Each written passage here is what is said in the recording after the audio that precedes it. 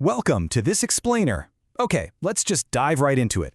Today, we're taking a journey far away from the hustle and bustle of our daily lives, straight into a serene, traditional village day.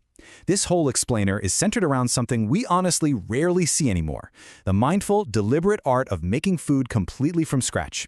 Specifically, we're going to be looking at the beautiful, completely unhurried process of making mozzarella cheese, captured in a faraway village. But I want to be clear. This isn't just a recipe. It's literally a masterclass in a completely different way of existing.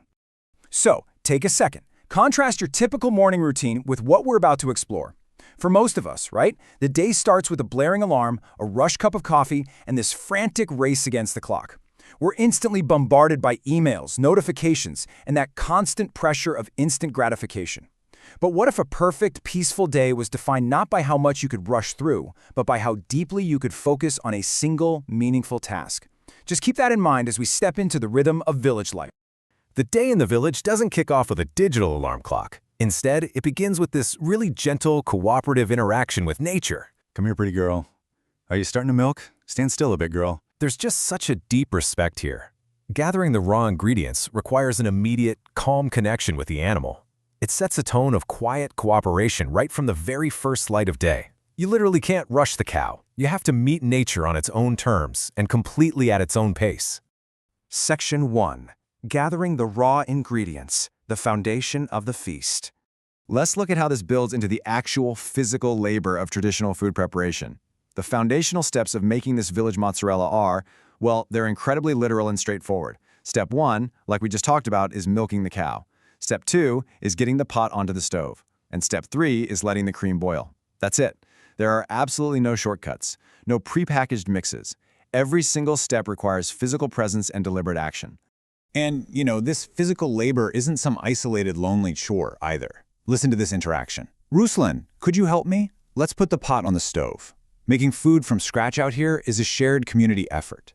The heavy lifting literally requires helping hands. It's this incredibly organic way for the villagers to connect, to talk, and to rely on one another.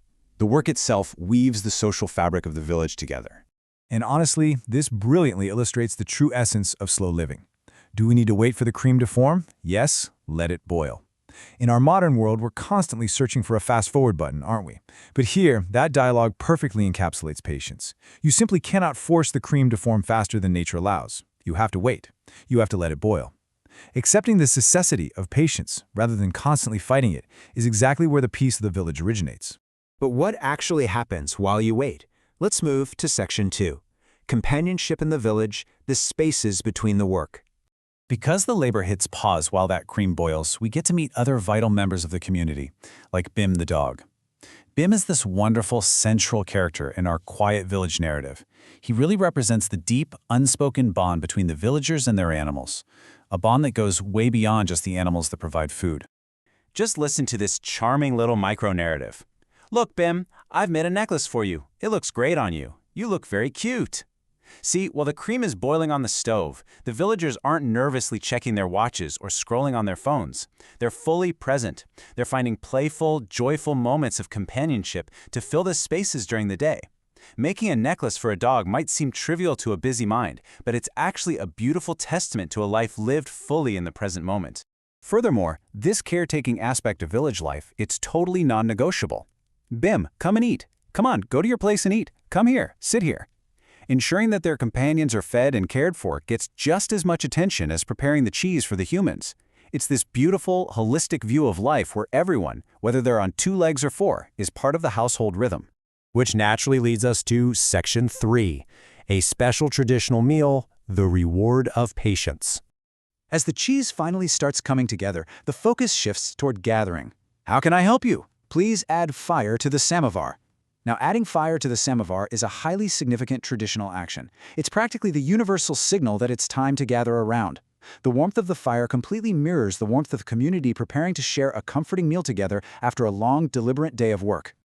Let's actually contrast this whole journey.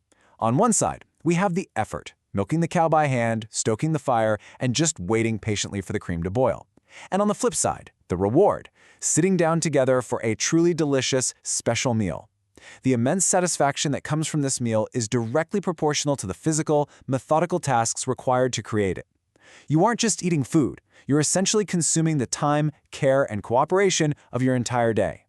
And you can hear the pure, simple joy expressed by the villagers. Look how delicious it looks. It's very delicious. Enjoy your meal. There is just such a deep appreciation in those words. When you sit down to enjoy the fruits of your own slow labor, the food literally transforms. It becomes a moment of celebration, acknowledging that the wait and all that work were entirely worth it. This one tastes really special. I absolutely love this quote because it hits on a profound truth. That special taste comes from the direct connection to the source, from the gentle milking in the morning to the stove, straight to the table. That unbroken chain creates a flavor and an experience that simply cannot be replicated in a fast-paced, industrialized environment. The secret ingredient, truly, is time. And of course, the abundance is shared. Here you go. This is for you. Eat up. But you ate it all. This tender, kind of humorous moment of feeding a hungry companion just reinforces those themes of shared joy at the end of the day. The satisfaction isn't hoarded. It naturally spills over to everyone around the table, definitely including the animals who kept them company while the cream was boiling. As the meal wraps up, we circle right back to where we started. My beautiful girl, now go eat some grass. The cow, who provided the entire foundation of the meal, is gently sent back out to the pasture. It perfectly encapsulates the cyclical nature of village life. The work is done for the day, the meal is eaten, and nature simply resets to begin the cycle anew tomorrow at the exact same deliberate pace. So that leaves us with one final thought. In our modern world of instant gratification, where can you carve out a moment of deliberate, slow living today? You might not have a cow to milk or a samovar to stoke, but the lessons from this faraway village absolutely still apply. Could you cook a meal from scratch without looking at your phone once? Could you take 5 minutes to just sit quietly with a pet, appreciating their company while you wait for something to boil? I really want to challenge you to take a small piece of this deliberate village piece and apply it to your own hectic life this week.